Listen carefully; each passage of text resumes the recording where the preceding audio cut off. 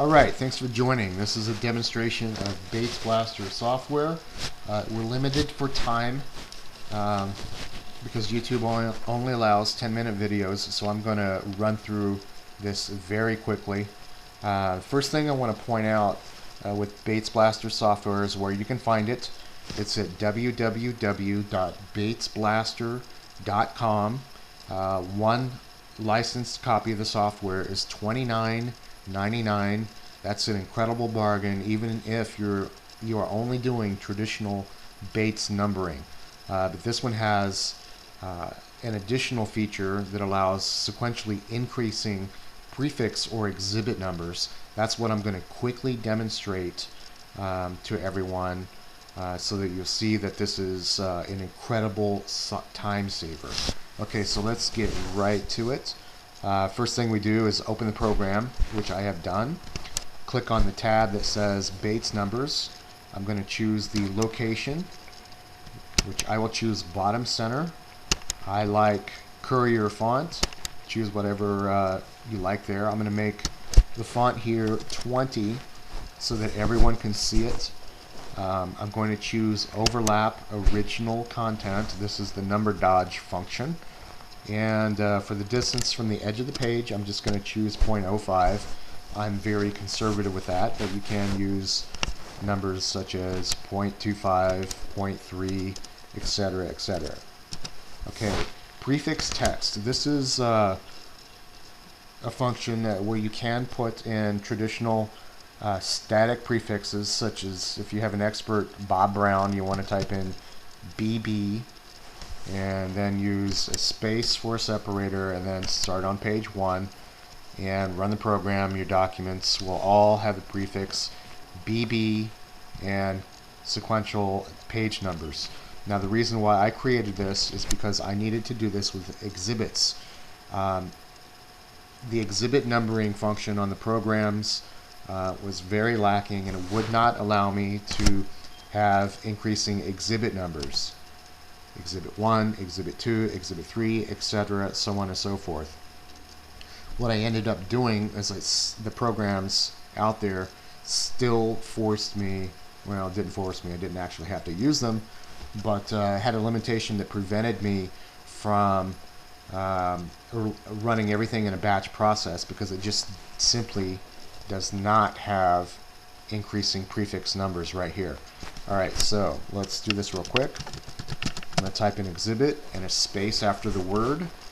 I'd like to start on exhibit 1. Now if you're continuing on from a previous set, you can start off with any prefix or exhibit number. Separator, a lot of people use hyphens.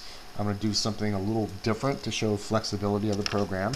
I'm going to put a comma in and type in the word page. I'd like to start with simply the number 1. You can use different numbering formats. You can see it goes from a single digit up to several. Just for the fun of it, let's use 3, and I'll change this to 00. You can use, again, single placeholders. This is just for demonstration purposes. I'll get rid of those since I already had them in the window. The great thing about this is that you can use a drag and drop feature to pull in all of your documents. It does have a traditional method. You can click on this symbol here and open up a window and choose your PDF files that way. I simply like to go off screen here and highlight the PDFs that I would like to Bates number. Drag and drop them right into the window. If you'd like to remove an exhibit, you simply highlight it, hit the delete button. If you would like to move an exhibit, say exhibit 4, you just simply highlight it and move them up and down. If you have a funky naming scheme, you might have to do this, but I generally write my exhibit names in a way that it's not necessary. Next we'll go to run. You see it will save in the default or another location. This is a very common function. I'm going to save mine in default. I can stamp all pages or just simply the first page. This is traditional in some courts, but not many, so I put it in as a feature. I can also hit undo stamps. Now, a lot of the problems that I had in the past with programs is that once you run the numbering, they either A, cannot be undone, B, if you move the documents to another location on your computer, the programs simply don't know the path where the documents are stored. It can't find them, therefore it can't undo them. C, the third thing, on Adobe Pro, it does have an undo function, but if the documents or the base numbers are burned in, they won't come off. If the document is examined and that particular metadata is removed, then you are pretty much hosed. You're going to end up redacting page by page by page, and that's no fun. Okay, so we have again our documents here. We'll go back to the Run tab. We'll hit Run and do this in real time.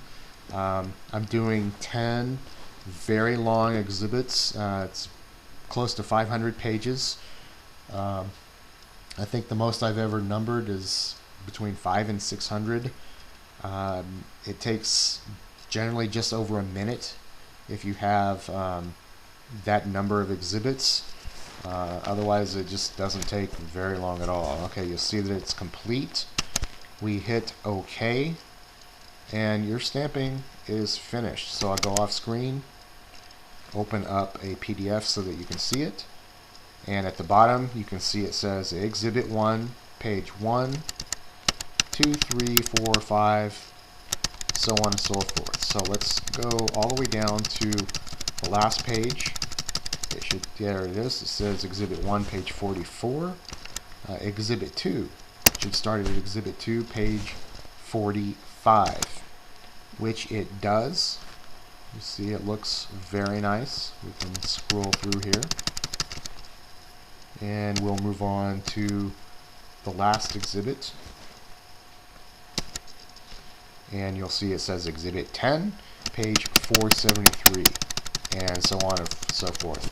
Now, again, this program is a huge time saver. It does traditional Bates numbering and also has the increasing exhibit number or prefix number. I don't know any paralegal or attorney or legal secretary in the country that couldn't use this program. And again, at $29.99 per license, it's incredibly cheap. It's a bargain. If you don't think your time is not worth that, then you're probably doing a real disservice to your clients. So again, thank you for watching. The software can be located at www.batesblaster.com.